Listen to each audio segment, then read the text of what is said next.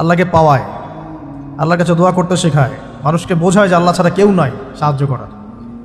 তো যারা হকপন্থী হয় একাকিত্ব তাদের বরণ করতেই হয়, এটা মাথায় রেখে পথ চলতে হবে। ইব্রাহিম আলাইহিস সালাম পথ চলা শুরু করলেন। এবার কি হলো, তিনি কি বাসা থেকে বের হয়ে সেই এলাকা ওই নমরুদের দেশ ছেড়ে চলে গিয়েছিলেন? উত্তর না, প্রথমে তিনি চলে যান নাই। প্রথমে তিনি ওই সমাজেই থেকেছেন, থেকে দাওয়াত দেওয়ার চেষ্টা করেছেন। তিনি ওই সমাজেই থেকেছেন, থেকে দাওয়াত দেওয়ার চেষ্টা করেন, ঠিক মুহাম্মদ সাল্লাল্লাহু আলাইহি ওয়াসাল্লামের মতো।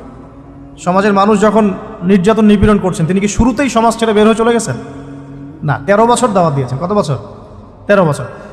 তো ইব্রাহিম আলাইহিস সালাম সমাজের মানুষকে দাওয়াত দেন। কিভাবে দেন? কোরআনে এভাবে ভাষা আসছে। আমি সূরাগুলোর নাম বলে দিই, আপনারা একটু চেক করে নিয়েন।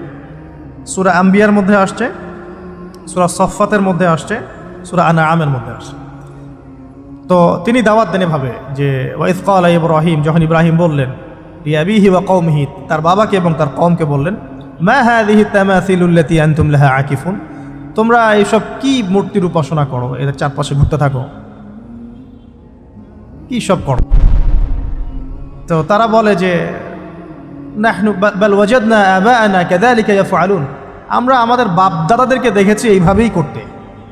তাদের রেফারেন্স কিন্তু এটাই ছিল, কোনো দালিলিক জ্ঞানতাত্ত্বিক যুক্তি বিজ্ঞান দর্শন এখানে নাই। দর্শন এখানে কি ফিলোসফিটা কি, বাপ দাদাদেরকে দেখেছি করছে।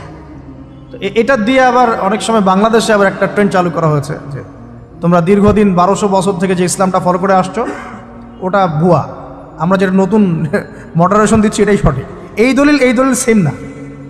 এখানে অমুসলিমদেরকে দাওয়াত দেওয়া হচ্ছে। অমুসলিমরা বলছে যে আমরা বাপদাদাদেরকে দেখেছি যে তারা এভাবেই মূর্তি পূজা করতো, আমরা তাই করি। এটার সাথে কি হানাফি মাযহাবকে মিলাবেন আপনি? হ্যাঁ, হানাফি মাযহাব বাপদাদা থেকে চলে আসে, ভুয়া, নতুন যেটা দিচ্ছি এটাই সঠিক। আস্তাগফিরুল্লাহ। তো আমরা হাত চেঞ্জ করাকে এখন মনে করি হিন্দু থেকে মুসলমান হইলাম মনে হয়, হাত বদল করাটাকে মনে হয় যে হিন্দু থেকে মুসলমান হয়েছি মনে হয়।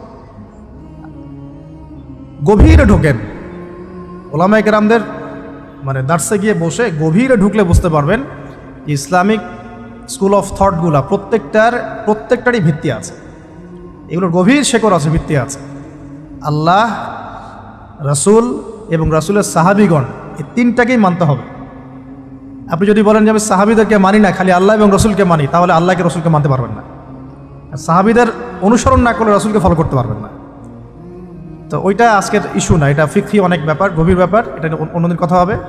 এই দলিল আর এই দলিল কিন্তু সেম করা যাবে না। আবার যে আমরা বাপ দাদা থেকে দেখে আসছি তোমরা নামাজ এইভাবে পড়ো, এই নামাজ ওই দলিল চলবে না, আমারটা ঠিক, এটা ঠিক না। নামাজ যেটা পড়ে আসে তারা, এটা ঠিক আছে, এর প্রত্যেকটা দলিলের মধ্যে অথেন্টিসিটি আছে। এরকম করে সমাজে ফিতনা ছড়ানো ঠিক হবে না, বিভ্রান্তি ছড়ানো ঠিক হবে না। এখন আসুন ইব্রাহিম আলাইহিস সালামকে কি আনসার দিচ্ছেন? আমরা আমাদের পিতা মাতাদেরকে দেখেছি, বাপ দাদাকে দেখেছি এরকম তাওয়াফ করতে, মূর্তির চারপাশে পূজা করতে, নজর দিতে। তো ইব্রাহিম আলাইহিস সালাম বলছেন যে হাল ইয়াসমাউনাকুম, এই মূর্তিগুলো কি তোমাদেরকে শুনতে পারে? ইয তাদউন, যখন তোমরা একে ডাকো। হাল ইয়ানফাউনাকুম, তোমাদের কোনো উপকার আসতে পারে? আও ইয়াদুররুকুম, তোমাদের কোনো ক্ষতি করতে পারে? তার দলিলগুলো কিন্তু অকাট্য। ইব্রাহিম আলাইহিস সালামের দলিলগুলো কিন্তু এখানে, যুক্তিগুলো কিন্তু অকাট্য। আসলে কি সে শুনতে পারে? আসলে কি সে দেখতে পারে? আসলে কি সে তোমার উপকার করতে পারে? তাদের কিন্তু কিছু বলার নাই এখানে। তারা বলছে বাল ওয়াজাদনা আবানা কাযালিকা ইয়াফআলুন, আমাদের পিতা মাতা বাপ দাদাদেরকে দেখেছি এইভাবেই করতে। ইব্রাহিম আলাইহিস সালাম বলছেন যে ইন্নাকুম আনতুম লাফি দালালিম মুবিন, তোমরা তো সুস্পষ্ট বিভ্রান্তির মধ্যে আছো। তাহলে তো এরকম আরও অনেক আয়াত আছে সূরা সফফাতের মধ্যেও, ওয়া ইন্না মিন শিয়াতিহি লা ইব্রাহিম ইয জাআ রাব্বাহু বিকলবিন সালিম ইয ক্বালা লিআবিহি ওয়া কওমিহি মাযা তা'বুদুন, তোমরা কিসের ইবাদত করো?